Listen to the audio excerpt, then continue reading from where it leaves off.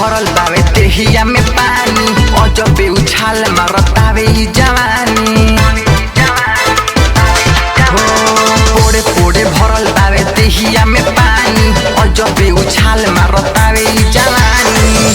तू तो देखो ही में लगब मरेला रेला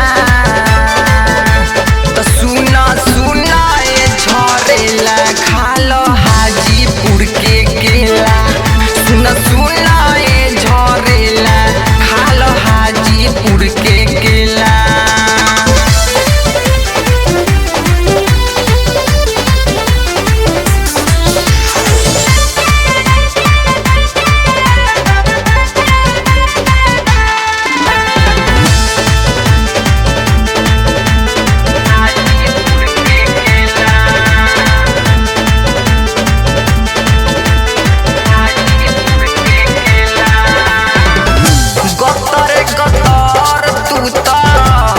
बेमिसाल हो एही से तो पूछतानी कैसन बहाल हो कैसन बहाल हो कतर कतर तू तो बारू बेमिसाल हो एही से तो पूछतानी कैसन बहाल हो कब मिलन तू हमसे अकेला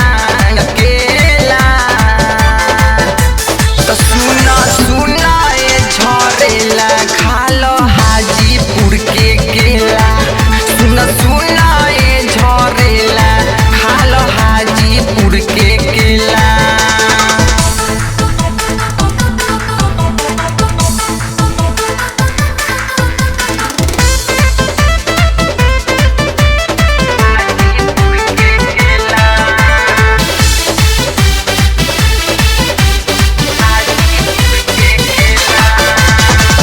गोरे गोरे देहिया में सेंठ गमकौआ